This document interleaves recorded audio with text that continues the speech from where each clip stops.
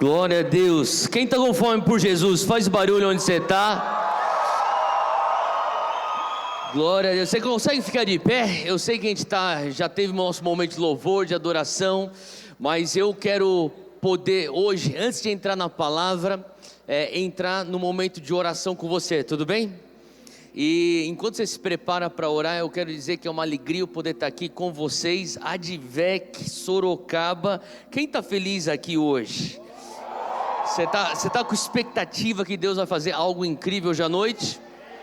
Sabe, para mim é sempre uma alegria eu estar ministrando na Advec, é uma igreja que eu respeito tanto, pastor Silas, conheço o Samuel, o pastor Samuel, desde a época que ele estava lá no Rio, e foi assim, incrível ver o que Deus fez e está fazendo através da vida dele, da pastora também, e também ver o que Deus está fazendo aqui em Sorocaba.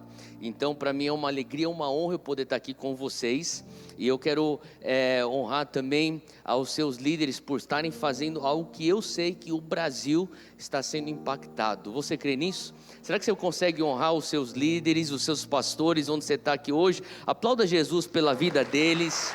Muito obrigado. Glória a Deus. Glória a Deus. E a minha esposa não pôde estar aqui comigo hoje. Opa, vamos. Obrigado. Melhorou? Melhorou, tá bom. Eu estava falando que minha esposa não pôde estar aqui comigo hoje, mas a Júnia manda um abraço, um beijo para todos vocês. A gente está no Recife agora, é uma outra vida, é uma outra realidade. E a gente está lá nem deu 2 meses já. E os meus meninos, eu tenho 3 meninos, 1 menina. E a coisa engraçada de tudo é que eles são tão novinhos, eles começam a pegar sotaque, né? E outro dia ele veio e falou assim: "Oxe, painho". Falei: "Ô moleque, você é de São Paulo, meu".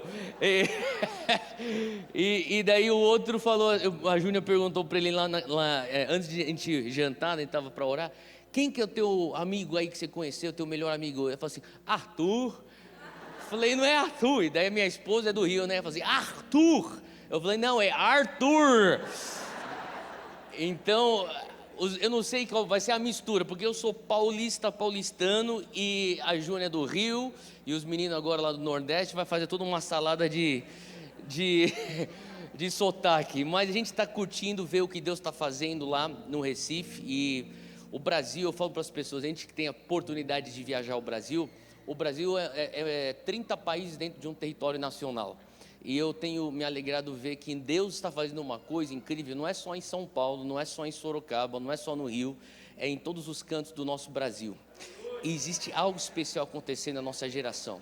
Eu sei que tem muita coisa que pode nos desencorajar, mas uma coisa que me traz consolo é que Jesus mesmo diz que, na parábola do trigo e do joio, que o trigo tem que crescer do lado do joio. E às vezes a gente consegue enxergar tanto o joio, a gente não consegue enxergar o trigo. Fala para quem está do teu lado: Deus está sempre operando. Fala assim, ó: Deus está operando nesse lugar. Simplesmente se abra. Amém? Erga suas mãos onde você está, eu quero orar com você. E onde você estiver, eu queria que você repetisse essa oração comigo. Diga assim com toda a fé, diga: Senhor Deus, nessa noite eu me posiciono com fome, aberto. Eu peço agora, Espírito Santo de Deus, eu te dou liberdade, eu te dou permissão. Fala comigo. Nessa noite, o Senhor tem total liberdade para trazer alinhamento. Espírito Santo, me confronta com a tua palavra, me consola com o teu abraço. Mais do que tudo, transforma a minha vida pela renovação da minha mentalidade. Eu preciso de um toque teu. Renova em mim o primeiro amor, e renova em mim uma chama que arde por ti. Em nome de Jesus. Amém, amém, amém. Aplauda Jesus bem forte. Glória a Deus. Você pode sentar. Glória a Deus. Hoje eu queria Estava falando já aqui com o pastor Samuel e eu já falava sobre hoje o fato que eu tenho alguns slides.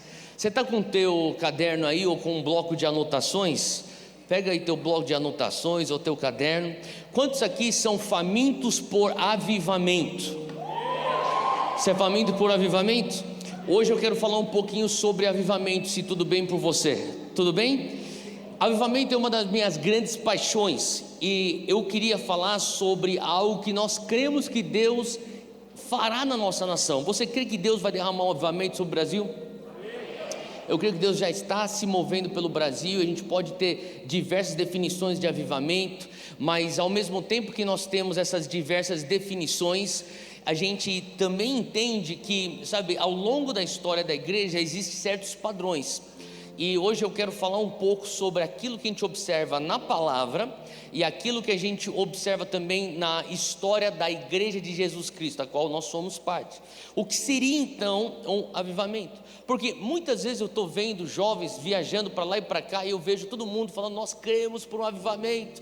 Alguns me param, que nem outro dia eu estava no aeroporto, alguém falou assim, Theo, quando é que vai ter um Descend? Eu falei, não sei, um outro? Eu falei, um outro, quando que vai? Eu falei, só Deus sabe, a gente precisa de um outro avivamento. Eu fiquei pensando, um outro avivamento? Eu falei, por quê? Aquilo lá foi um avivamento. Eu falei, não, glória a Deus, amém. Eu fiquei, sabe, pensando, a gente tem ideias diferentes do que é um avivamento. E hoje eu queria falar um pouquinho sobre o que é avivamento, à luz da Bíblia. Então a gente vai abrir bastante referência bíblica hoje, tudo bem? Então eu vou trazer aqui algumas histórias e daí no final a gente vai dar espaço para o Espírito Santo se mover e fazer aquilo que ele tem que fazer, tudo bem? Então quando você estiver aí comigo, eu queria que sim, tenta abrir as referências bíblicas. Eu vou estar falando bastante referência bíblica. Se você não conseguir chegar em todas elas, só anota. E depois eu tenho certeza que ao você meditar na palavra, mesmo sozinho no teu quarto, o Espírito Santo vai ministrar o teu coração, tudo bem? Então vamos lá, eu quero falar sobre um avivamento hoje, e não é qualquer avivamento, tem que ser um avivamento que nos leva a uma direção. Eu creio que o Espírito Santo de Deus, quando ele desce em Pentecostes, quantos aqui amam Atos 2? Você lembra de Atos 2? Agora deixa eu te dizer uma coisa, Atos 2 não existiria se não fosse por uma outra reunião. Nós pentecostais, eu sei que você aqui, a Assembleia de Deus é pentecostal, eu também sou pentecostal, não sou Assembleia, mas eu estou aqui em casa, porque a gente ama o Espírito Santo, não é verdade? Mas quando a gente entende sobre Pentecostes, nós entendemos que é a resposta de uma outra reunião. E a outra reunião que antecedeu Pentecostes foi a reunião onde Jesus dá a grande comissão. Só existe um avivamento ou um mover do Espírito Santo porque tem um ID de Deus. Existe um propósito pelo qual o Espírito Santo vem. O Espírito Santo vem para te empoderar a cumprir o ID, a grande comissão. Então, o que eu vejo no avivamento é mais do que você ter só manifestações do Espírito Santo. Eu não sou contra as manifestações do Espírito Santo, só que eu sou contra as pessoas reduzirem avivamento a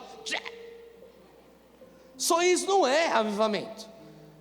Eis que te digo, vaso. Isso aí não é só avivamento, porque tem que ter um porquê do derramar do Espírito Santo. Então hoje eu quero falar sobre um avivamento que vai nos levar a uma reforma.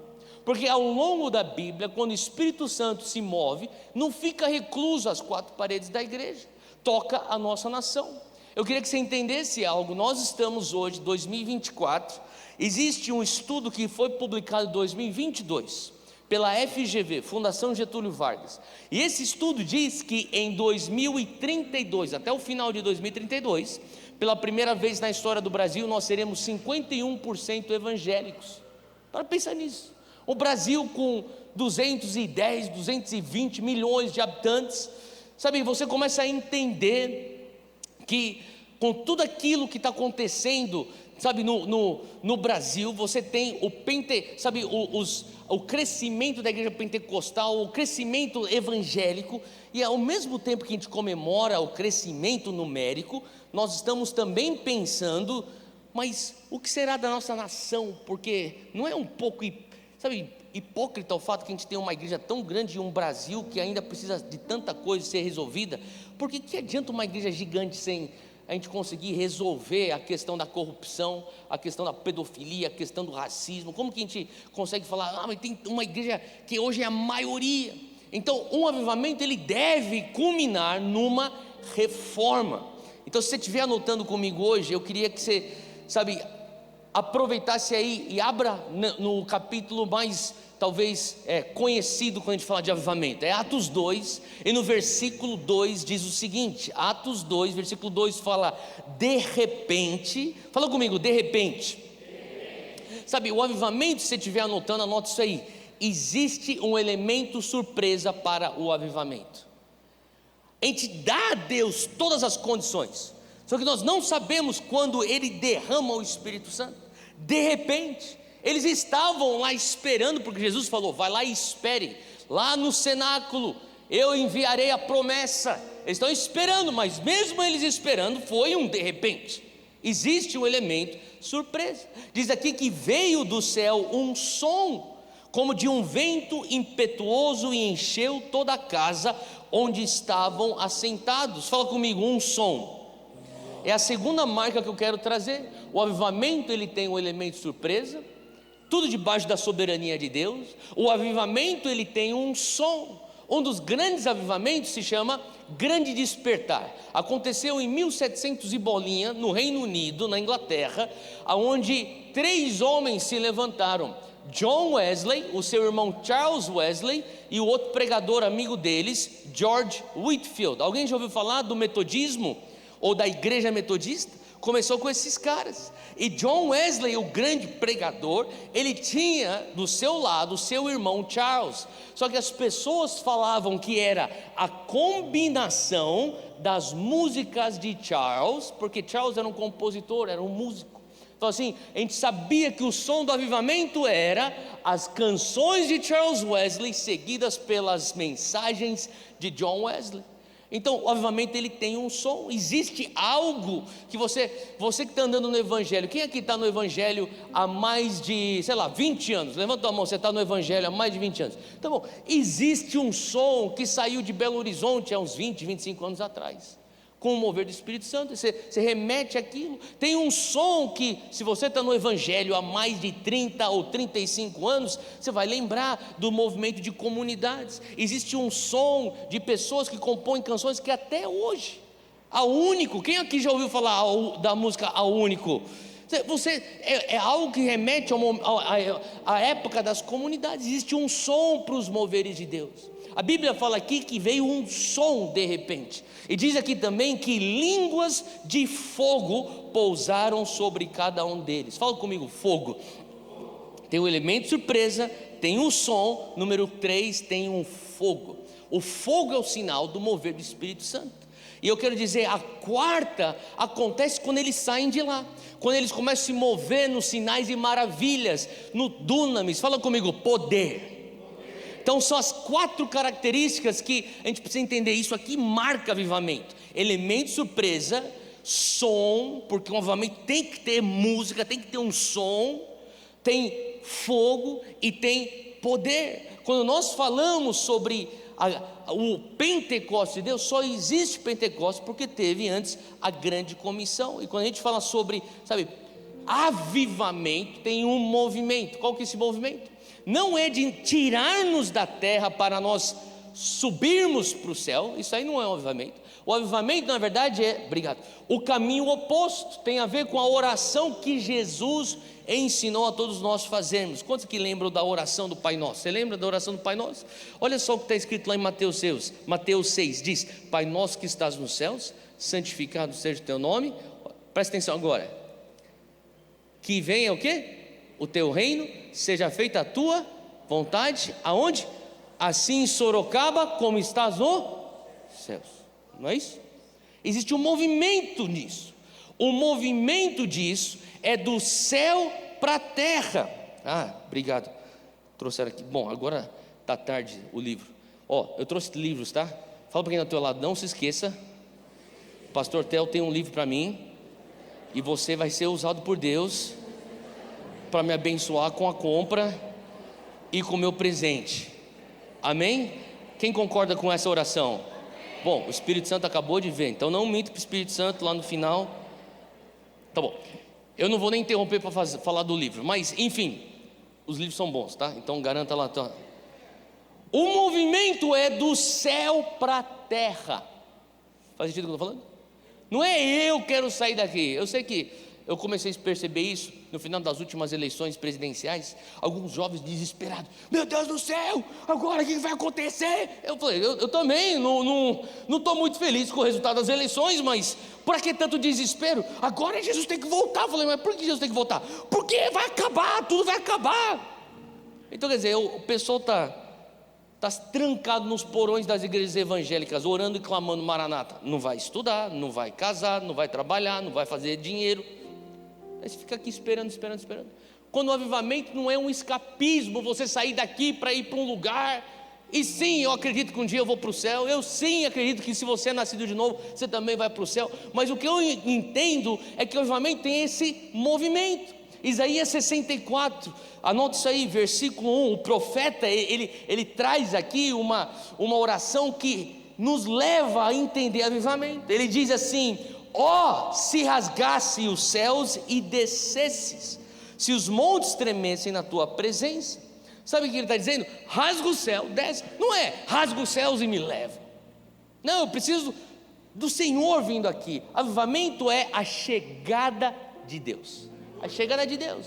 A chegada de Deus na tua casa, a chegada de Deus no teu lugar secreto, a chegada de Deus na tua reunião de, seja célula, seja grupo pequeno que você tem, a chegada de Deus num culto. Faz sentido o que eu estou falando? A chegada de Deus na conferência. Quem quer ter um toque do Espírito Santo aqui na conferência? Cara, ele está buscando não eu escapar daqui, mas sim o Senhor vir. Sabe por quê? Muitas vezes a nossa maior falha é que nós confundimos o nosso destino com a nossa missão. Deixa eu repetir, nós confundimos o nosso destino com a nossa missão, porque quando nós falamos, Deus, eu estou nascido de novo, sabe qual que é a questão? Se você é nascido de novo, teu destino é o céu, concorda comigo?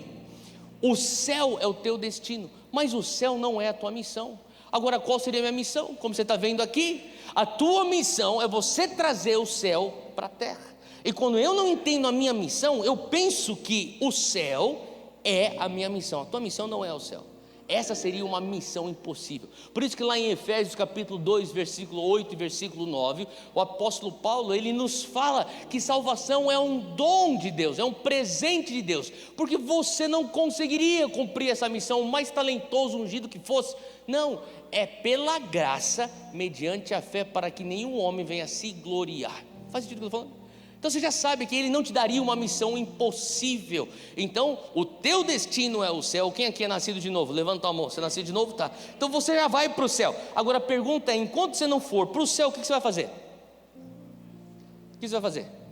Fica aqui sentado no banco de igreja evangélica, contagem regressiva, ou ficar aqui num porão falando Maranata, Maranata, e daqui a pouco Jesus vem. Não, você tem que casar. Você tem que ter filho, você tem que abrir tua empresa, você tem que escrever teu livro, você tem que terminar tua faculdade. Terminou? Então faz um mestrado.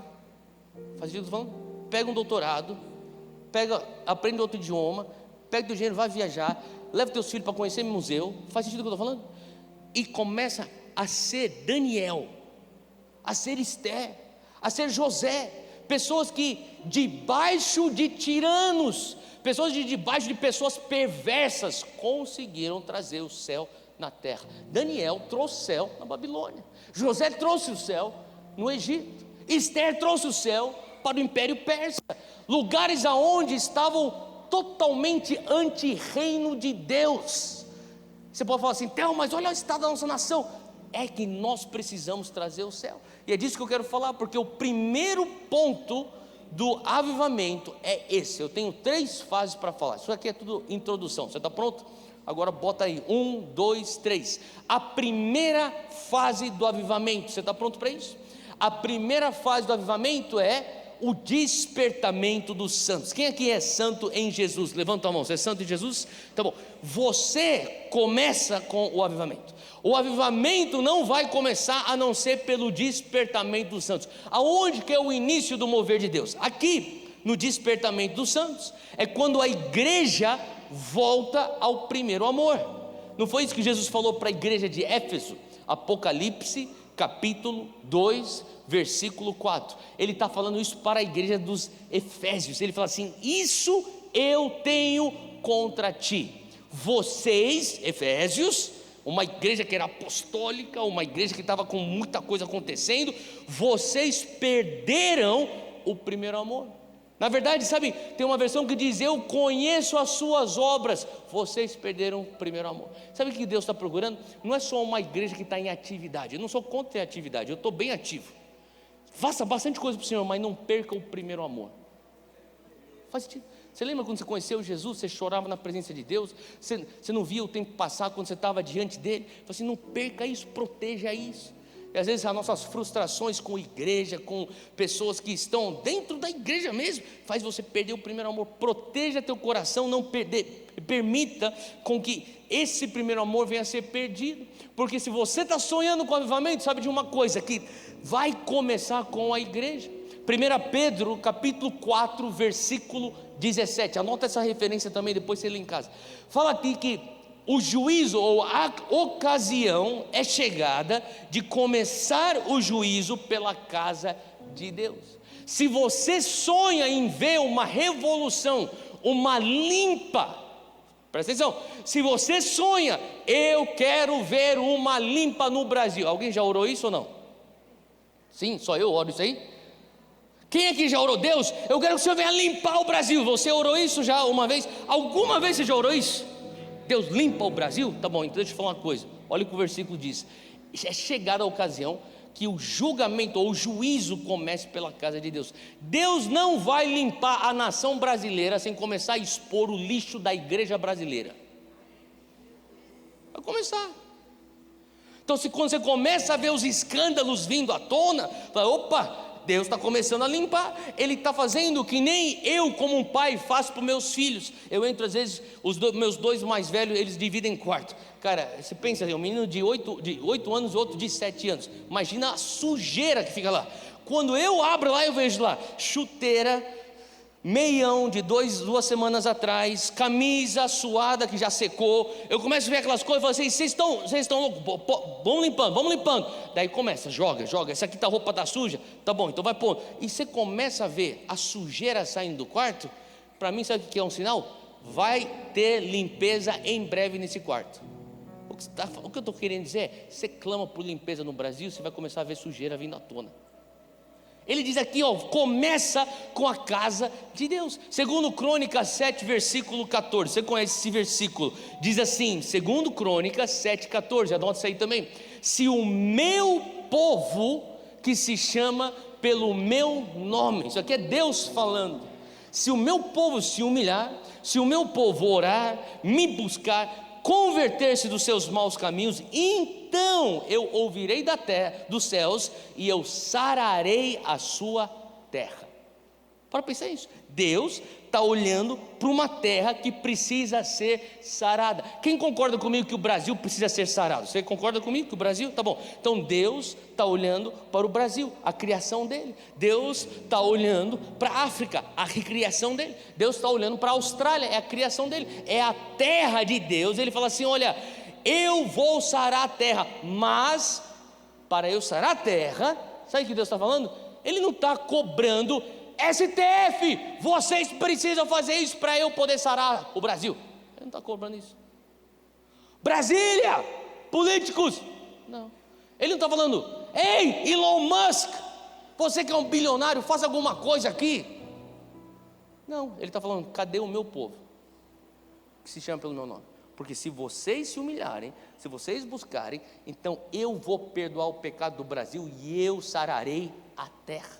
Faz sentido o que eu estou falando? Não quer dizer que você não tem que se envolver e levantar políticos com o DNA do reino de Deus, levantar empresários que vão gerar riqueza para o reino. Não estou falando isso. O que eu estou falando é que começa conosco, começa com despertamento dos santos. E quando você começa a ver o Senhor trazendo alinhamento, Ele está chacoalhando as coisas, Ele está então trazendo um prumo. Ele está falando assim: vai ser de acordo com o prumo do Espírito Santo.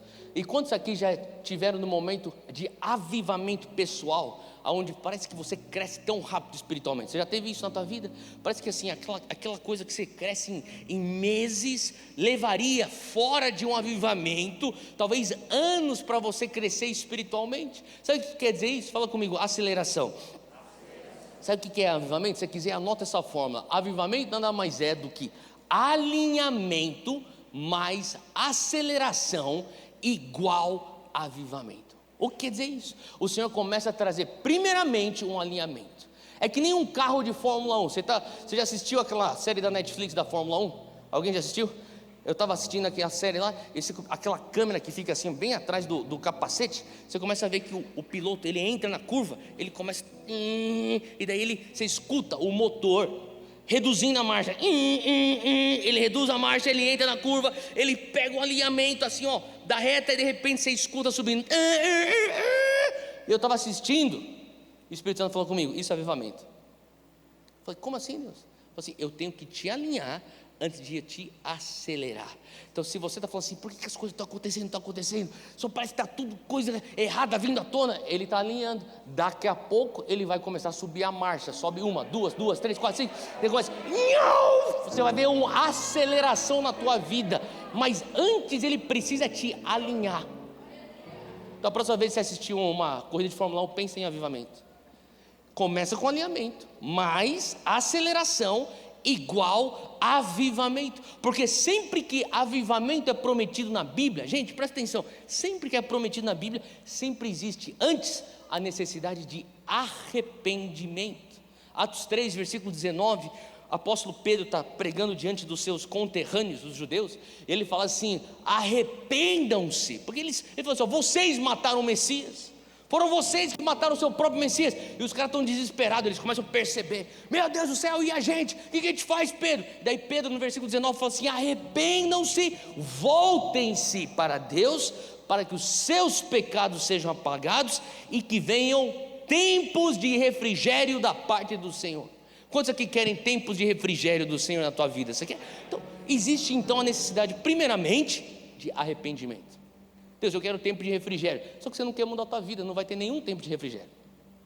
Deus, eu quero um aceleramento, uma aceleração, mas você não quer permitir um alinhamento ao prumo do Espírito Santo. Eu estava conversando com uma pessoa antes, alguns meses atrás, ela falou assim, Theo, eu comecei a perceber que tinham coisas que não são necessariamente pecados, mas coisas na minha vida que antigamente não me incomodava, e agora o Espírito Santo está começando a me incomodar. Tipo, tira isso aqui da tua vida. Para com esse tipo de comportamento. Agora não é assim que eu quero que você viva mais. Para com esse tipo de conversa. Mas eu não estou pela legislação celestial pecando. Mas tem coisas que o Espírito Santo fala, para essa próxima temporada, para eu trazer aceleração na tua vida, eu preciso que você venha ter alinhamento. Faz sentido o que eu estou falando? Então você tem que começar já a decidir, eu preciso me alinhar, não é de acordo com aquilo que o meu professor está falando na faculdade, aquilo que é a tradição dos meus pais, ou da família do meu pai, da minha mãe, não, ou que aquilo que é a opinião dos meus amigos, eu vou me alinhar de acordo com o prumo do Espírito Santo. Faz sentido o que eu estou falando? Quando você começa a falar assim, eu não vou permitir isso aqui sair, sabe, desse alinhar do Espírito Santo na minha vida. Sabe, o arrependimento, na verdade, no Antigo Testamento, é a palavra shob. Fala comigo, shob. Shob significa literalmente voltar. Voltar. E é isso que o apóstolo o profeta Joel diz em Joel 2. Abre comigo aí, isso aqui é bom você abrir. Joel capítulo 2. Em Joel 2 você tem um exército do avivamento. Mas olha só o que acontece em Joel 2, versículo 12. Ele fala aqui assim sobre arrependimento. Joel 2, 12. Agora, porém, declara o Senhor. O profeta Joel diz, voltem-se para mim de todo o coração. Isso aqui é arrependimento. Fala assim, shob, no texto original, com jejum, com lamento, com pranto. Agora você fala assim, Deus, mas tá bom, eu vou me arrepender, e agora? Bom, desce comigo então agora para o versículo 28, diz aqui assim, e depois disso, fala comigo, condicional, derramarei do meu Espírito sobre todos os povos. Todo mundo quer o Espírito Santo derramado por todos os povos, mas a pergunta é, qual que é a condição que eu tenho que dar para ele? eu tenho que dar para ele um coração voltado a ele, arrependido. Ele fala assim: os seus filhos e suas filhas profetizarão, os velhos terão sonhos e os jovens terão visões. Agora, você que é da Assembleia de Deus, você conhece um pouquinho da tua história. Agora, deixa eu só rapidamente dizer uma coisa. Em 1904 começa um mover que lá mais tarde vai resultar-se num avivamento que vai gerar a Assembleia de Deus. Mas o mover começa longe da Rua Azusa, é no país de Gales. 1904, esse cara aqui é um avivalista, Evan Roberts, é um jovem, 26 anos ele tem nessa foto. E Evan Roberts, no país de Gales, ele tem a experiência do batismo do Espírito Santo, ele ora em novas línguas, ele começa então a experimentar o poder de Deus na vida dele. Ele então reúne sua congregação, ele fala: Deus, como que eu vou ministrar ou passar isso que eu recebi para eles? E algo ele sente no coração que ele tem que fazer um culto de confissão de pecados. Então ele começa a fazer um culto de arrependimento. E ao as pessoas se arrependerem, confessarem pecados, as pessoas começam a receber o batismo do Espírito Santo, começam a orar em línguas, experimentarem o poder de Deus. Foi um mover tão forte que assim, isso aqui é um relato histórico, assim, isso aqui está nos anais históricos isso. E que quando houve o avivamento no país de Gales, foi uma revolução na nação de tal forma, para pensar, o departamento de polícia não tinha mais o que fazer, porque começou a afetar até a criminalidade, não tinha mais crime, eles ficavam sentados no departamento da polícia, e eles começaram a reduzir contingente, porque não tinha o que fazer. Olha que tipo de avivamento que esses caras experimentaram. Agora, não tão depois disso, o país de Gales, você lembra que está no Reino Unido, e lá no Reino Unido, do lado de Gales, você tem a Inglaterra, e tinha uma jovem, essa menina aqui, pode passar o próximo, essa menina se chama Pandita Ramabai, ela é uma moça, ela estudava na Universidade de Cambridge, ela era da alta casta hindu, da Índia, então eles tinham acesso à melhor educação, é como se fosse assim, a classe AA, então eles tinham acesso a muito dinheiro. Os pais dela, ela que cresceu em berço de ouro, foi enviada lá da Índia para a Inglaterra, para estudar em Cambridge University, e quando ela estava lá estudando uma das melhores universidades até hoje do mundo, ela escuta de um avivamento no país vizinho, desse homem chamado Evan Roberts, e alguém então ministra para ela, ela se converte ao Evangelho em Jesus Cristo, ela é batizada no Espírito Santo, e o Espírito Santo fala para ela: eu não quero que você fique aqui na Inglaterra no conforto e no bem bom do dinheiro dos seus pais que te pagam um primeiro mundo, eu quero que você volte para a Índia e resgate meninas da baixa casta, que não consegue nem sair de lá, porque o sistema que eles creem é que, independente de como você nasceu, você vai ficar daquele jeito. E ela então volta para a Índia e começa uma missão, é o que você está vendo aqui. Ela alimentava de 3 a 4 mil meninas por dia, isso na missão dela, chamada Mukti. E não só ela alimentava, ela começou então a alfabetizar, mesmo quando isso era contra a lei da casta, porque dependendo da tua casta, você não tinha o direito de aprender a ler. Ela começou a alfabetizar, e sabe o que ela usou para a alfabetização? A Bíblia. Então, enquanto as meninas iam aprendendo a ler e escrever, as meninas iam se convertendo. E daí teve um certo culto que elas tinham, que elas faziam tipo como um devocional, que ela começou a ser guiada pelo Espírito Santo, a abrir então a oportunidade para elas confessarem pecados. E ao confessarem pecados, essas meninas começaram a receber o batismo do Espírito Santo. Era como elas se arrependiam e bum, vinha o batismo do Espírito Santo, começavam a orar em línguas. E daí o que ela fez, ela juntou esses grupos de meninas, e tinham grupos de 10 e grupos de 20. Pensa nisso, 3 a 4 mil garotas, crianças e adolescentes, juntados, aglomerados em 10 a 20, e ela enviou para todos os 4 cantos da Índia, como viagens missionárias para evangelizar a Índia. Eu estou falando de 1905. Então quando você começa a falar sobre avivamento, eu fico pensando: tá bom, fez na Inglaterra, a Inglaterra era um país tão cristão, fez nos Estados Unidos, o país tão cristão, mas Índia, se Deus fez na Índia, Deus não vai fazer no Brasil? Quem concorda que Deus pode fazer no Brasil? Esse foi o pensamento de pessoas que começaram a escutar o que Deus estava fazendo na Índia. Em 1906, você conhece essa história, esse homem aqui, William Seymour, ele está aqui, não está aqui não, mas isso aqui é a foto da Rua Azusa, e você conhece a história desse homem, um filho de escravos, ele, negro, caolho, alguém que em 1906 nos Estados Unidos seria totalmente posto de lado, desprezado, marginalizado. Começou então uma reunião de oração na hora do almoço, e na hora do almoço ele reunia as pessoas, e começou então um movimento global do pentecostalismo. Olha só uma história bem interessante sobre isso. As pessoas eram batizadas no Espírito Santo, havia então milagres, havia manifestações do Espírito Santo, mas tinham manifestações que eram manifestações sobrenaturais. Eu li um desses documentos, primeira mão, em inglês. Eu vi um relato de manifestações do Espírito Santo tão fortes, tão palpáveis e sobrenaturais, que eram como se fosse dentro do prédio, dentro desse templo da Rua Azusa, uma nuvem. Não é uma nuvem figurativa, abstrata, uma nuvem física, a tal ponto que as crianças dos pais que vinham para participar da reunião de oração brincavam de esconde-esconde dentro da nuvem. Para pensar nisso.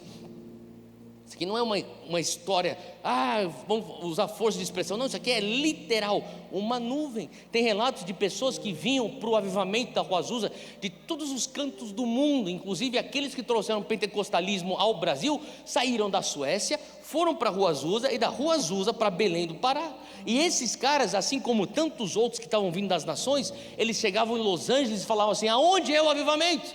E as pessoas literalmente na rua falavam assim: vem cá ver. Eles apontavam para o centro de Los Angeles e falavam assim: você sabe onde tem aquela nuvem assim, ó? Só segue aquela nuvem, ela fica sempre em cima do templo onde está acontecendo as reuniões do avivamento. Isso aqui é sobrenatural, é o mover do Espírito Santo. Agora você pensa: mas Estados Unidos, tudo bem, tá bom, então vamos lá para o outro canto do mundo, 1907. Isso aqui que você está vendo aqui é em Pyongyang, quando a Coreia não era dividida em dois, era a Coreia do Norte, do Sul, era só uma Coreia. Em Pyongyang havia então missionários americanos e britânicos que eram presbiterianos, e eles começaram a contar sobre o avivamento que estava acontecendo ao redor do mundo. Então esses coreanos pensaram: se Deus pode fazer lá na Índia com Pandita Ramabai, Deus pode fazer aqui na Coreia. Então eles começaram a falar assim: vamos fazer uma reunião de oração. Isso aqui foi no dia 15 de dezembro de 1906. Pensa nisso, 15 de dezembro está perto do Natal. Eles começaram uma reunião de oração, a reunião não parou, ela se tornou uma vigília, ela também não parou, o sol raiou, ela continuou, ela virou 24 horas, eles se reuniram, perguntaram: e aí, o que a gente faz? Vamos continuar orando, o Espírito Santo ainda não veio, não teve avivamento. Eles oraram mais um dia, e depois eles pararam: e agora? Vamos orar mais. Foram 3 dias, 4 dias, uma semana com oração ininterrupta. Eles falaram: a gente para aqui ou não? Porque daqui a pouco está chegando Natal. Eles falaram assim: a gente está tão desesperado por Deus, vamos orar, vamos atravessar o Natal. Eles passaram o Natal orando, passaram o ano orando, entraram em janeiro de 1907, eles estavam orando, quando foi dia 17 de janeiro de 1907, esse homem aqui, ó, que você está vendo, ele se levanta, ele pede a palavra, ele era um dos presbíteros líderes, ele fala assim: por favor, eu preciso falar algo. Ele falou assim: eu estou tão incomodado, preciso falar. Vocês conhecem o meu melhor amigo que faleceu alguns meses atrás? Ele era um dos presbíteros aqui da igreja. No leito de morte dele, ele pediu para que eu fizesse uma promessa a ele, de cuidar de suas finanças e administrar todo o seu patrimônio, para que a sua viúva e os seus filhos não passassem necessidade. Eu jurei e prometi que faria isso, e hoje eu estou aqui diante de vocês para confessar que desde então eu tenho roubado o dinheiro dessa família. Todo mundo ficou assim. Daí de repente aparece uma mão: eu também preciso confessar, eu estou em adultério. Outra mão, outra mão. De repente começa o mover do Espírito Santo. Você tem então um avivamento, a partir de um lugar de arrependimento. E se você já escutou falar de Paul Young Cho e tudo aquilo lá que você escuta da Coreia, se você for conversar, que nem eu fui e tive a honra e o privilégio de pregar na igreja de Young Cho lá em Yoido, Full Gospel, há 2 anos atrás, eu perguntei para o pastor que hoje é o sucessor de Young Cho, ele falou assim: tudo que você está vendo aqui traça suas raízes ao avivamento de Pyongyang, na Coreia. É incrível ver que Deus trabalha gerações após gerações, quando nós simplesmente nos arrependemos e falamos: Espírito Santo, a gente está desesperado por Ti. Nós estamos hoje colhendo algo que foi semeado por gerações passadas. Você acredita nisso? Quando a gente começa a ver então a igreja sendo desperta, é um sinal do avivamento. O segundo passo do avivamento, depois do despertamento dos santos, fala comigo, evangelismo. Fala comigo, almas. Sabe, o Senhor anseia por almas. Você começa a ver então que uma igreja em avivamento, ela não vai ficar parada dentro dos quatro paredes da igreja. Ela, quando é desperta, ela passa então a dividir, a compartilhar o evangelho com ousadia. Ela começa então a pregar o evangelho com o poder do Espírito Santo. É aquilo que está escrito lá em Marcos 16, na versão de Marcos da Grande Comissão, o Senhor fala no versículo 15 de Marcos 16, vão pelo mundo todo, pregue o evangelho a todas as pessoas, porque Deus tem um olhar para cada indivíduo. Fala comigo, CPF, Ele está olhando cada pessoa física, e a palavra fala aqui, como lá diz lá em 1 Timóteo 2, que o nosso Salvador deseja que todos os homens sejam salvos e conheçam a verdade. Sabe, tem aquele avivamento que eu falei em 1904 do país de Gales. Olha isso aqui, é uma foto bem antiga, então não está com uma bela de uma resolução, mas basicamente eles faziam essas reuniões ao ar livre, porque dentro de prédio já não cabia mais, eram tantas pessoas sendo salvas. Eu queria que você imaginasse isso, em 1904, no país de Gales, o país inteiro tinha 2 milhões de pessoas, pensa nisso, 2 milhões de pessoas em 1904, num espaço de 6 meses de avivamento, 100 mil almas vieram para Jesus. Agora, você pode pensar, mas 100 mil almas é significante, mas não é tanto. Mas para pensar nisso, 100 mil almas que vieram para Jesus, foram batizadas, foram inseridas na igreja, e eles diziam que 10 anos depois, 95% das conversões naqueles 6 meses, continuavam na fé. Para pensar, quantos desviados você conhece? Como seria a igreja de Jesus Cristo sem desviado? Para pensar nisso. Avivamento causa uma convicção na tua conversão.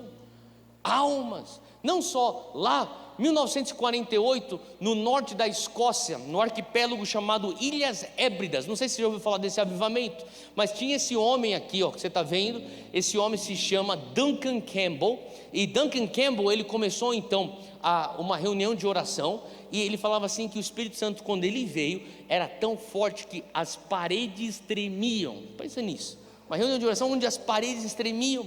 Só que olha só, a coisa mais interessante é que desde 1948 até 1950, 3 anos, em 3 anos, 100% não estou falando 99%, 100% da ilha foi salva, convertida, inserida, batizada e inserida na igreja. Fala comigo, salvação.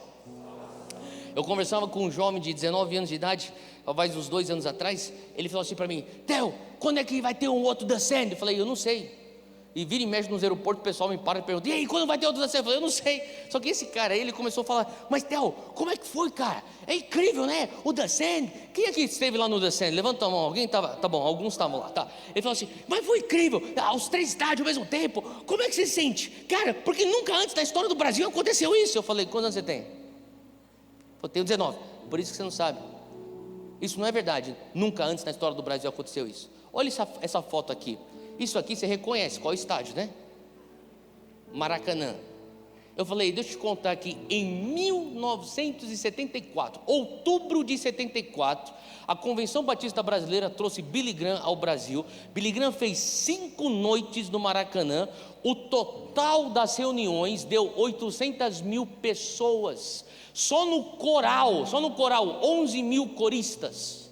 Para pensar, qual foi o resultado disso? 40 mil conversões que foram inseridas para dentro de igrejas locais. Para pensar, isso é avivamento, são almas. O cara falou assim: o quê? O cara lotou o Maracanã. Eu falei: 5 noites seguidas o cara lotou o Maracanã. Para pensar nisso. E quando você começa a imaginar, sabe, tem um relato da Convenção Batista Brasileira de que na semana que Billy Graham estava fazendo as cruzadas de evangelismo no Rio de Janeiro, olha só esse relato, isso aqui é bem interessante. Eles falavam assim que existia nas praias do Leblon, do Ipanema e de Copacabana uma consciência de Deus. As pessoas perguntavam: quem é Jesus? Quem é Deus? Sabe, quando você tem um avivamento, as pessoas estão mais propensas a tentarem achar respostas como: tá bom, o que acontece depois que eu morro? E quem me pôs aqui? E por que eu estou aqui? E quem é Deus? E quem é essa força superior, essa coisa soberana? Agora, a gente não precisa ir tão longe. A gente está falando aqui de almas, de evangelismo. Os nossos vizinhos, os argentinos, na década de 80 e de 90, o avivamento na Argentina. Quem aqui já ouviu falar do avivamento na Argentina? Alguns. Sabe, eu cresci vendo essas. Eu lembro a primeira vez que eu vi esse homem aqui, Carlos Anacondia, ministrando. Eu tinha 6 anos de idade. Meu tio falou assim: vem comigo. Ele está aqui no ginásio do Ibirapuera. E foi a primeira vez que eu vi um aleijado sair da cadeira de roda, curado, e sair levando a cadeira de roda. Eu vi, eu tinha 6 anos de idade. Eu virei para o meu tio e falei: eu quero fazer isso pro resto da minha vida. É isso que eu quero fazer. Eu amo isso, aqui é da hora, cara. Eu quero isso. Para mim, eu vi um milagre na minha frente. 4 anos depois, eu estaria na Itália. 4 anos depois disso, eu com 10 anos de idade, e foi quando eu vi um milagre que eu relato, na verdade, nesse livro aqui, O Poder em Movimento. Eu conto bem em detalhes esse testemunho. Eu conto diversas histórias do sobrenatural nesse aqui. Mas eu vi um garoto que não tinha uma orelha, lá na Itália, que recebeu uma oração, caiu no chão, 14 anos de idade, o menino devia ter, começou a tremer debaixo da unção do Espírito Santo, as veias começaram a saltar, e de repente, diante dos meus olhos, eu com 10 anos de idade, eu vi uma orelha em 30 segundos. Depois que você vê uns milagres desses, você não duvida mais se Deus existe. Com 10 anos de idade eu ficava pensando: eu sou forçado a ir para o culto, eu estou indo para a igreja, será que esse negócio aqui é de verdade? Depois que eu vi aquele milagre, eu falei: não, Deus existe. Eu estava conversando com um amigo meu, ele é mais velho, ele é que nem um tio para mim, ele é pastor lá em Belo Horizonte, ele e o irmão dele são pastores lá. Ele estava me contando de quando eles tiveram, sabe, a conversão deles. Falou assim: Theo, a gente começou a escutar, a gente estava todo mundo no primeiro amor, a nossa turma lá, a gente se converteu, e alguém falou para mim assim: ó, está acontecendo um avivamento na Argentina. A gente era tão assim, faminto por Deus, eu e meu irmão, a gente pegou aqui uma reserva de dinheiro que a gente tinha, a gente se mandou para a Argentina, não conhecia ninguém lá. Falei: e aí, o que aconteceu? Eu falei assim: cara, a gente chegou lá, eu pude ir para a imigração, peguei meu passaporte, e o cara perguntou para mim assim, o guarda da imigração: você está fazendo o que aqui? A gente veio aqui para ver o avivamento aqui da Argentina. Foi só ele falar o avivamento na Argentina que o guarda da imigração fez: uau, pum, caiu debaixo da unção. Na imigração, velho. Os caras: caraca, isso aqui é de verdade. E eles entraram então para a Argentina, e quando eles começaram então a descobrir aonde é que era essa reunião, eles começaram a ficar confusos, porque eles estavam dando para eles 3 endereços diferentes, eram 3 estádios diferentes. Eles daí descobriram que tinha um estádio que era: esse estádio, se você precisa de cura, de milagre, você vai para esse estádio. Agora, esse outro segundo estádio é se você precisa de libertação, ser livre de possessão demoníaca, daí você vai para esse estádio. E daí esse estádio aqui você traz os teus amigos que não são cristãos, porque aqui a gente vai fazer um apelo, e é evangelismo, é salvação nesse estádio. Daí os caras estavam assim: meu, que estádio que a gente vai? Decidiram ir para um que era de expulsar demônio. Então, foi para o estádio do descarrego. E os caras chegaram lá, estavam tarde, eles chegaram lá atrasados. E quando eles chegaram lá atrasados, eles falaram que eles escutavam do lado de fora esse homem aqui, Carlos Anacondia, lá dentro, esse avivalista, repreendendo, expulsando os demônios. Só que eles estavam tão atrasados, eles pararam para pegar então uma água com um vendedor ambulante. E daí eles estão tentando lá com um portunhol pegar lá o troco, e eu falei assim: então daí eu estou pegando a água, estou esperando o cara me dar o troco, quando eu escuto Carlos Anacondia lá dentro falando: Satanás, escuta-me agora, você tira a tua mão, em nome de Jesus, sai. E foi só ele falar isso: sai em nome de Jesus. O cara, o ambulante, começou a manifestar o demônio. Falei: e aí, Túlio, o que você fez? O cara caiu no chão, eu peguei meu troco, falei: sai em nome de Jesus. E daí eu entrei para o estádio. Falei: sério mesmo. Cara, isso aqui é avivamento, isso que é avivamento. Sabe, não tão longe também, ou não tão lá para trás, mais recente, esse aqui. Você está vendo quem é esse homem? Reinhard Bonk, esse alemão. Olha só que coisa incrível. Ele foi para estar com o Senhor recentemente, há uns 3 anos atrás, se não me engano, 4 anos atrás, Cefam. E é o nome do ministério dele. E eu sou muito amigo do sucessor dele, Daniel Kolenda. E uma vez eu estava com o Daniel Kolenda, me levou para o escritório do Reinhard Bonk. Foi o ano logo depois que ele faleceu. E eu estou entrando no escritório do Reinhard Bonk, lá em Orlando, na Flórida. Cara, e nas paredes eram fotos assim, até o fim, um mar de gente que você não conseguia ver. E daí falava assim: Nigéria, 2 milhões. Daí, Uganda, 1,8 milhões. É só esse tipo de, só conferência pequena. E, cara, você falava assim, milhões. Eu falei assim, mas me conta uma coisa, vocês marcam todos os números, você tem estatística para tudo, Daniel, o que você... Eu falei assim, deixa eu te contar uma estatística. Nós temos até aqui 79 milhões de salvações registradas através das cruzadas de Reinhard Bonk. Eu falei, mas como é que você sabe a estimativa? Não, toda pessoa que vem, toma uma decisão por Jesus, preenche um cartão que a gente envia então para os pastores, a gente faz uma cópia. Eu consigo puxar todos, um por um, dos 79 milhões de decisões para Jesus. Fala comigo, almas. É isso que eu estou falando. Quando você está em avivamento, você está atrás de almas. Você não está só importando aquilo que Deus vai fazer na minha vida, o que eu vou ter. Não, você tem um encargo do Espírito Santo por evangelismo. Você tem um encargo do Espírito Santo por missões. Eu não acredito num avivamento no Brasil se a gente não tiver mover uma onda de missões a partir dos nossos jovens. O dia que eu começar a ver jovens evangélicos brasileiros dizendo: eu vou para a janela 1040, para o mundo islâmico, para o mundo hindu, eu vou entregar minha vida lá no Cazaquistão, lá no Uzbequistão, eu vou lá para a Índia, para o Nepal. Aí, meu irmão, quem sabe, agora eu estou acreditando, nós temos avivamento acontecendo. Faz sentido? Porque avivamento sempre culmina em almas, missões, evangelismo. Avivamento culmina em plantação de igreja. Para pensar nisso. Você traz alguém para a igreja, a pessoa tem um encontro com Jesus, se converte, agora ela precisa ser discipulada, concorda comigo?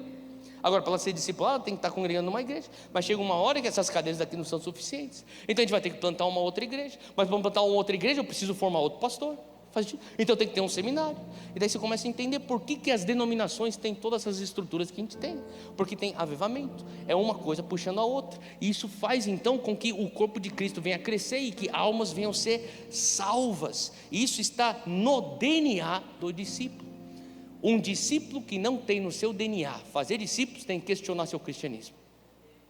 Você fala assim: eu sou um discípulo de Jesus, só que você não quer fazer discípulos. Questione o seu DNA. É que nem você aparecer e falar assim: olha para mim. E você olha para mim, para o Theo Reich, e o Theo Reich fala para você: eu sou alemão. Não, você tem que questionar a tua germanicidade, porque você não é alemão, você é japonês. Não, sou alemão, olha aqui para mim. Não, a mesma coisa, a gente está tendo hoje uma era onde você tem evangélicos que não querem evangelizar. Você tem evangélicos que não querem compartilhar fé. Mas eu não quero fazer proselitismo, porque você agora já está amordaçado por essa agenda secular humanista. E vai ter momentos aonde, por uma pseudo-liberdade religiosa, eles vão, na verdade, quitar de você, ou tirar de você, esse músculo missional, se você permitir. Eu já decidi do meu coração, eu não vou permitir. O momento, e eu oro para que nunca chegue no Brasil, mas o momento que no Brasil for ilegal eu evangelizar, eu vou ter que ser preso. E você tem que tomar essa decisão você com Deus. Faz sentido o que eu estou falando? Porque daqui a pouco as pessoas vão falar assim, em nome de liberdade religiosa: não fale de Jesus para aquele islâmico, deixa ele ser islâmico. Não fale de Jesus para aquele budista, deixa ele ser budista. Não fale de Jesus, respeite isso. Agora eu pergunto para você: isso é respeito ou é falta de amor? Sabendo que se ele não conhecer Jesus, ele vai para o inferno. Amor é você falar: você precisa conhecer o meu Jesus, para que você venha ter vida e vida eterna. Faz sentido o que eu estou falando? Quando você começa a entender isso aqui, é parte da nossa, da nossa tradição, do nosso DNA, é fazer discípulos. Se você é um discípulo, você faz discípulo. E eu finalmente chego na terceira fase do avivamento, que é transformação social. Eu estou falando aqui de uma transformação de sociedade, de uma reforma.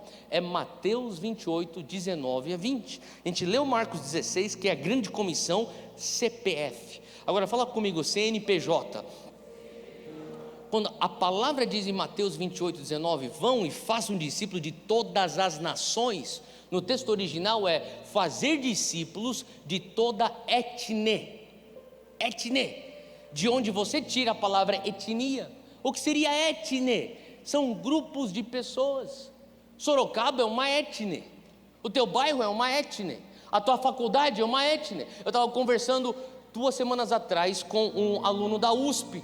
Ele estava me contando: Theo, você não está acreditando o que está acontecendo na USP. A gente tem o Dunamis Pockets na USP. Ele falou assim: o que aconteceu? Eu falei assim: cara, nós tivemos a última reunião, 80 jovens da USP apaixonados por Jesus na Fefelete. Sabe o que é a Fefelete? É onde está toda a faculdade esquerdista de letras. Ele falou assim: e nós estávamos lá no relógio, levantando as mãos, orando, clamando e orando em línguas. Quando que você pensaria que faria isso na USP? Eu falei: você estava no ninho da serpente. Eu falei: sim, no antro. E lá a gente estava exaltando o nome de Jesus. Faz sentido o que eu estou falando?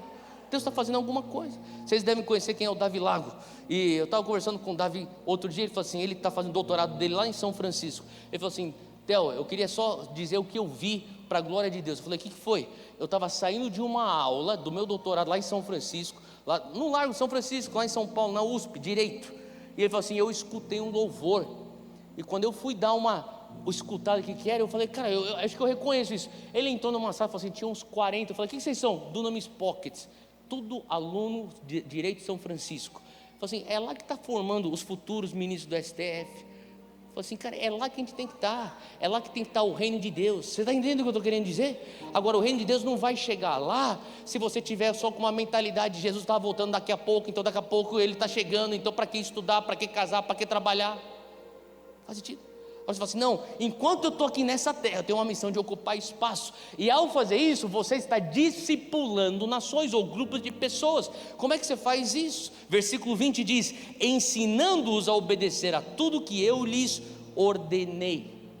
Tem a ver com doutrinação. A gente fica falando tanto que eles estão doutrinando nossas crianças, eles estão doutrinando nossos jovens, eles estão doutrinando a igreja, eles estão doutrinando. Deixa eu te falar uma coisa, tem uma fala que me impactou já há 20 anos, eu escutei isso 20 anos atrás. 20 anos atrás, quando eu estava na faculdade, eu escutei esse homem chamado Bill Bright, fundador da Cruzada Estudantil. Ele falou assim: se a igreja não discipular o mundo vai discipular a igreja, não existe campo neutro. Para pensar nisso. Quando a gente começa a entender que é a nossa missão discipular o mundo, você que é chamado para ser um empresário, entre no mundo empresarial e comece a discipular todo mundo. Você que é chamado para ser um atleta profissional, entre no mundo dos esportes e discipule lá todo mundo. Você que é chamado para ser um artista, entra lá então, faz aí a tua arte e discipula todo mundo. Eu não sei se você é um professor de química, mas quando você for lá e está dentro da sua sala de aula, sabe de uma coisa? As pessoas vão falar: isso aqui é a tua sala de aula. Você vai falar assim: isso aqui é minha congregação. Você vai doutrinar. Se eles estão fazendo a doutrina, é porque a gente está deixando de fazer a nossa doutrina. Você tem que doutrinar as pessoas no Evangelho.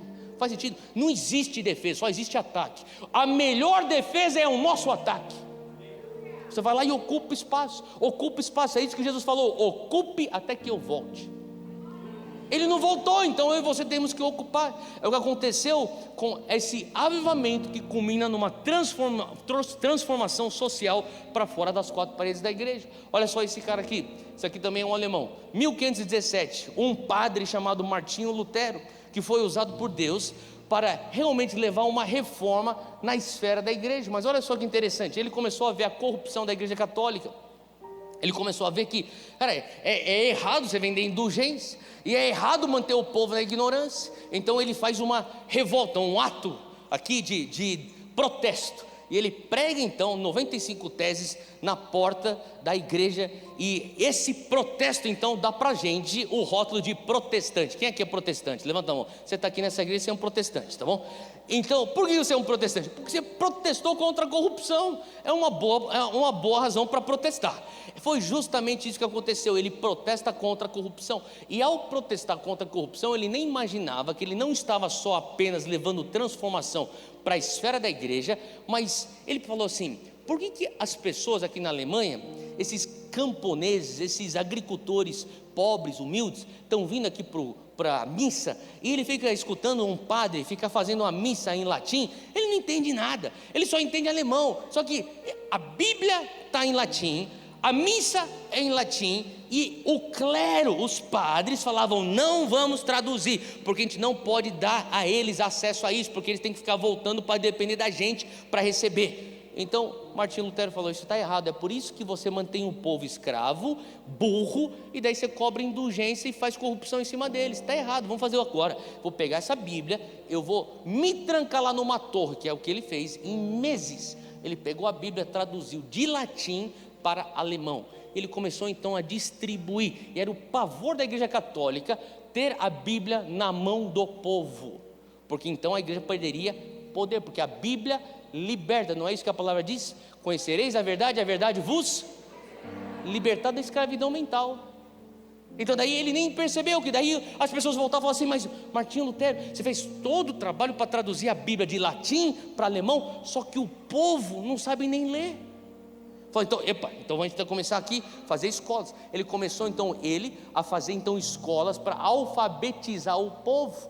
Ele não sabia que ele estava começando lá o que é hoje a estrutura da educação alemã. Se hoje a Alemanha tem universidades de grande prestígio, traça raiz aos evangélicos protestantes que começaram a fazer o alfabetismo para o povo ter acesso à Bíblia. E aí começa uma revolução na educação da Alemanha. Agora sabe, ele impactou a esfera da igreja, ele impactou a esfera da educação, mas ele também impactou a esfera da família, porque ele começou a falar uma coisa bem interessante. Lutero dizia que celibato não é o padrão, amém? Ele falava assim, quem pode falar graças a Deus aqui, hein? Tá bom. Se ele falava assim, celibato não é o padrão, existe, mas é a exceção à regra. E ele falou assim, quem aqui é um homem casado? Um homem casado, levanta a mão, você é um homem casado, tá bom, você vai entender o que Lutero falava. Lutero falava assim, não existe alguém que produz mais do que um homem casado, porque ele tem o maior incentivo ao lado dele. Não é verdade? Você não consegue parar quieto se a mulher está lá em casa. Vai, faz isso aqui, faz isso aqui agora, me ajuda com isso aqui agora. Você não consegue parar quieto. Agora, aqueles padres não tinham esposa, ficava sentado no sofá jogando PlayStation e bebendo cerveja, porque eram alemães. E você começa a entender que os caras não estavam produzindo. Martinho Lutero falava assim, olha, casamento afeta a economia, porque aumenta a produtividade. Ele também dizia, casamento abaixa a imoralidade sexual, porque você não vai estar celibato, você vai ter suas necessidades supridas. Então Martinho Lutero começou a trazer então toda uma revolução, uma reforma, não só para a igreja, não só para a educação, mas ele também ele encontrou na família um lugar onde ele começou a trazer uma reforma. Agora estou terminando, tá, gente? 1800, próximo aqui, você tem aqui de 1759 até 1833, esse cara aqui é o meu herói, William Wilberforce. Alguém já ouviu falar desse nome? Seja sincero, alguns, poucos. Ele não é tão conhecido, só que a história desse cara é incrível. Quem era William Wilberforce? Ele era um playboy de Londres. O cara cresceu em berço de ouro, não sabia o que fazer com o dinheiro dele. Com 19 anos de idade, um dia ele estava com todos os seus amigos playboys num bar, num pub londrino, bebendo, e eles começaram então a fazer uma aposta. Eles estavam todos bêbados, e eles fizeram uma aposta, William e um amigo dele: quem de nós dois consegue ser eleito primeiro ao parlamento? Esse cara era playboy, não queria nada a ver com política. Os caras bebendo entraram então numa aposta. Por conta da aposta, mais tarde ele começou a fazer a campanha. Sem querer, ou Deus querendo, o cara foi eleito. Ele entrou para dentro do parlamento. Ele tinha 22 anos de idade, ou 23 anos de idade, quando ele entrou pela primeira vez no parlamento londrino. E quando ele entra naquele parlamento, ele olha e ele fala assim na biografia dele: eu não sabia o que eu estava fazendo aqui. Eu não sabia o que eu estou fazendo. Isso aqui é resultado de uma aposta que eu fiz alguns anos atrás num bar, e agora eu caí aqui. O que eu estou fazendo aqui? Eu nem sei nem o que um parlamentar faz. Daí ele começa então a aprender, fazer as coisas. Obviamente ele teve acesso a boa educação, então ele vai fazendo o que ele consegue. E quando ele tem mais ou menos 3 anos de parlamento britânico, numa das suas férias, para um lugar lá bonito chamado Riviera Francesa, porque o cara era playboy, então ele estava lá curtindo a praia. Ele tem uma crise existencial. Para pensar nisso. O cara tem uma crise existencial, falando assim: eu tenho tudo que eu quero, eu tenho tudo que alguém gostaria de ter, só que eu tenho um vazio, eu não sei por que eu vivo. Ele sozinho, é porque o cara está curtindo as férias, o cara está na Riviera Francesa. O cara começa a ter então uma crise de ansiedade, que hoje a gente fala que é uma crise de ansiedade. Ele chama na biografia dele uma crise existencial, que ele não parava de chorar. E ele falou assim: eu vou decidir que quando terminar minhas férias, eu volto para Londres, eu vou procurar uma igreja. E foi justamente isso que ele fez. Ele fez um voto perante Deus, que ele faria isso. Se o Senhor existe, eu volto para a igreja, te encontro na igreja. Ele foi para a igreja. Quando ele vai para a igreja, tem um pregador pregando naquele domingo. O nome dele é George Whitefield, que é um senhorzinho nessa época, que foi o fundador do metodismo junto com os irmãos Wesley. E George Whitefield então faz o apelo para a salvação. William Wilberforce vem para frente, aceita Jesus como seu Senhor e Salvador, se converte, e ele pensa que George Whitefield é o pastor. Ele fala assim: eu não sou o pastor, eu sou o evangelista hoje, mas deixa eu te apresentar o pastor. E pega ele pela mão, leva ele para John Newton. E fala assim: esse é o pastor, e John Newton, você vai cuidar esse rapaz, discipula esse jovem William Wilberforce. Agora, talvez você não tenha nem ouvido falar de John Newton, mas com certeza você já ouviu a canção que John Newton compôs. Afinal de contas, a canção que esse homem compôs é a canção mais escutada na história da humanidade. É Amazing Grace. Alguém já ouviu falar? Amazing Grace? Tá.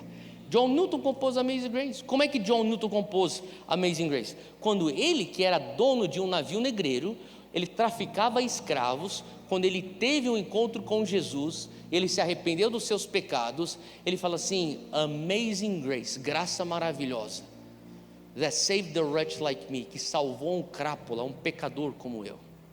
Ele começou a entender o pecado que ele cometeu e o pecado que estava dentro dele. Ele falou assim: só Deus com uma graça maravilhosa consegue me salvar.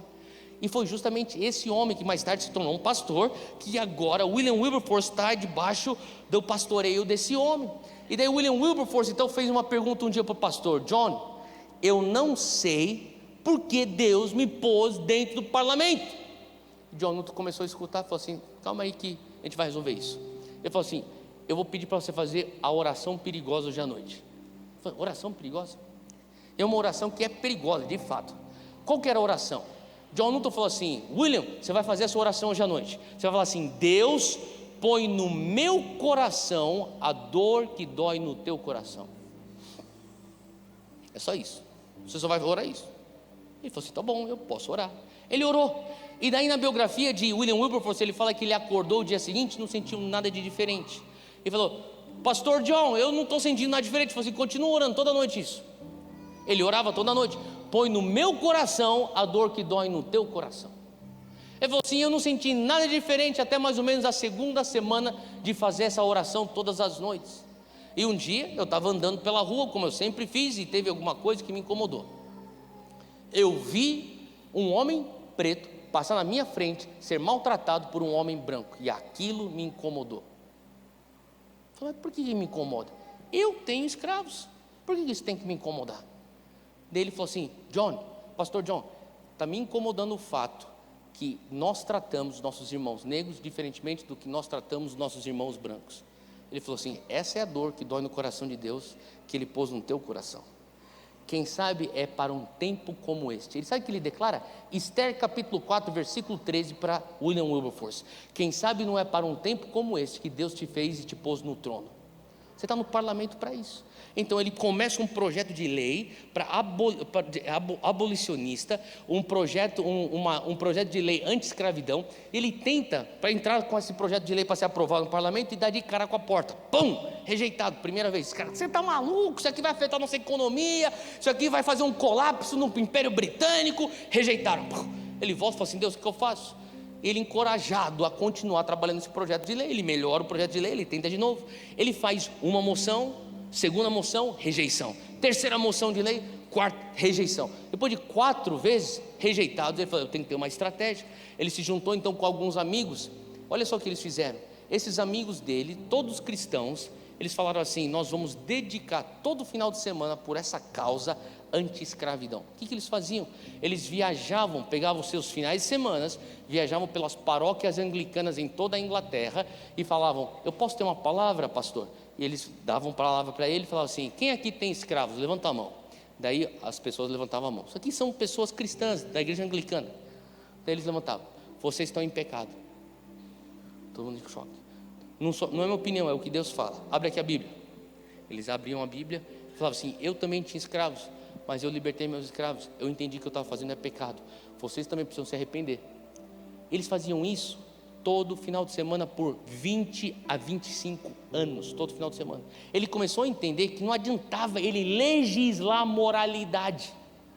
Presta atenção: o Brasil não será a nação do avivamento se nós apenas quisermos legislar moralidade.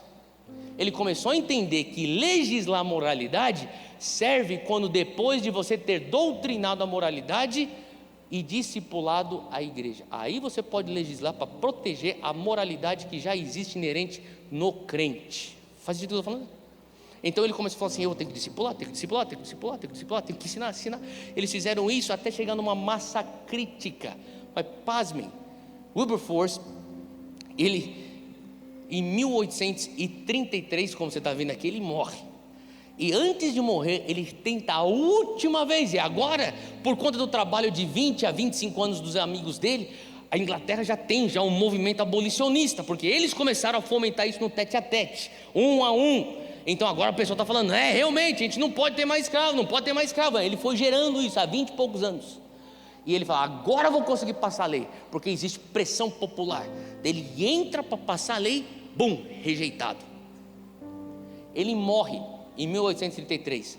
Um mês depois que ele morreu, alguns outros parlamentares, colegas, pegam o projeto de lei e falam: vamos tentar de novo agora. Eles tentam e a lei passa. O cara estava morto. Em 1834, então passa a lei da anti-escravatura, e a escravidão foi abolida em todo o Império Britânico, um mês pós-morte desse homem. Agora, em um dia, 800 mil escravos foram libertos. Em um dia.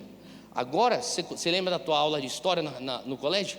Você tinha também o Império Francês, que era rival do Império Britânico. Agora a pressão está no Império Francês, e já existia um movimento abolicionista lá. A França foi a próxima para abolir a escravidão, e daí a pressão cruza o Atlântico e vai para a América do Norte. Inclusive a Guerra Civil Americana tem a ver com o movimento abolicionista. Eles libertam os escravos nos Estados Unidos, e a pressão desce para o hemisfério sul. E aqui no Brasil, Princesa Isabel pega esse bastão.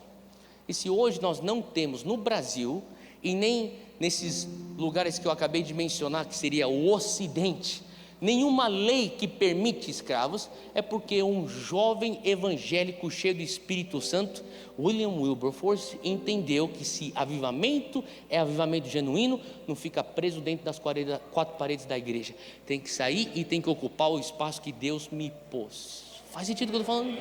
Porque avivamento deve culminar numa reforma. Sabe por quê, gente? Porque o avivamento sem reforma é uma experiência pentecostal egocêntrica, sem direção, que produz uma subcultura. Theo, mas a gente é a maioria. Mesmo assim a gente pode ser subcultura, se nós não tivermos uma transformação social.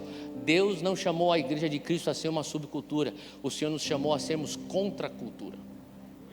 Só que você só vai ser contra a cultura se você permanecer sendo sal da terra, a luz do mundo, na tua universidade, na tua escola, na tua vizinhança, entrando para a política, entrando para o mundo dos negócios, entrando na educação. É tempo que, sabe, a gente entenda que o Senhor está nos levantando, não é só para sentar e lotar igrejas evangélicas. Glória a Deus por igrejas evangélicas lotadas, mas isso não vai transformar o Brasil, não transforma o Brasil. E a gente consegue entender que se algo vai acontecer na nossa geração, é quando a gente começar a levar a igreja, o reino de Deus, para fora das 4 paredes. Ao mesmo passo, você tem um movimento que fala de reforma sem avivamento, e eu quero falar para você: reforma sem avivamento é mera ação social, sem o poder do Espírito Santo.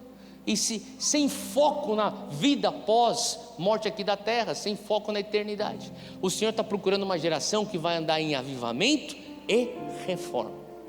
Quantos aqui entendem isso? Você faz parte dessa geração do avivamento. Você crê nisso? Eu vou terminar lendo um versículo aqui. Atos 1:8. Jesus fala para os seus discípulos: vocês receberão poder quando o Espírito Santo descer sobre vocês, e vocês serão minhas testemunhas em Jerusalém, em toda a Judéia e Samaria e até os confins da terra. Sabe, o Senhor está falando para eles: esperem em Jerusalém e vocês vão receber esse poder. Você vai receber o poder do Espírito Santo. Quem aqui quer o poder do Espírito Santo hoje? Entenda uma coisa: você está buscando algo que tem um fim, um propósito. O propósito não é só para você ter tua experiência pentecostal no culto. O propósito é para você ser testemunha em Jerusalém, Sorocaba, Judéia e Samaria, estado de São Paulo, confins da terra, Brasil e nações. Faz sentido? Eu não sei para onde Deus vai te levar, Tem tanta gente jovem aqui. Às vezes o Senhor abre uma porta de emprego para você lá, uma bolsa de estudo aqui, acolá. Você conhece uma pessoa, você quer casar e você mora em outro lugar. Eu não sei, você não sabe aonde você vai estar daqui 10 anos. Mas independente, você cheio do Espírito Santo é uma testemunha de Cristo. Faz sentido? E é por isso que o Senhor quer pôr poder em você. Ele não quer te dar poder só para você ser um crente empoderado que não faz nada. Pelo contrário, Ele quer te dar poder porque você vai dar vazão a esse poder. Você está pronto para isso? Eu queria que você continuasse sentado, eu queria que você fechasse seus olhos, abrisse suas mãos. Eu vou só orar uma oração rápida com você.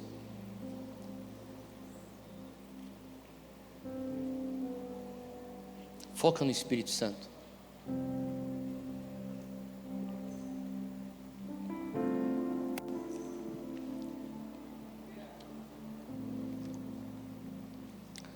Senhor Deus, nós reconhecemos a missão que o Senhor tem nos dado e nós pedimos, Espírito Santo, que o Senhor venha nos encher com Teu poder. Eu peço agora, Espírito Santo de Deus, que o Senhor venha com Teu toque hoje, desde lá de trás até aqui à frente. Vem com Teu poder, enche-nos com a Tua unção, encha-nos, Senhor Deus, com a unção que quebra o jugo. O mundo não precisa de pessoas talentosas, o mundo precisa de pessoas ungidas. Talento pode atrair, talento pode impressionar. Talvez você esteja aqui falando assim: Theo, eu não sou talentoso, eu não sou dotado, eu não sou uma pessoa habilidosa, como que eu vou fazer isso? Você fala, mas é fácil para você, mas e para mim? Deixa eu te dizer uma coisa, a única coisa que você precisa é da unção. É a unção que quebra o jugo. Quando pessoas estiverem em contato com a unção do Espírito Santo na tua vida, elas serão transformadas. Eu peço, Espírito Santo, que o Senhor venha nos tocar hoje com a tua unção, desde lá de trás até aqui à frente. Vem com o teu fogo, vem com o teu poder, vem com tua graça. Só espera no Senhor.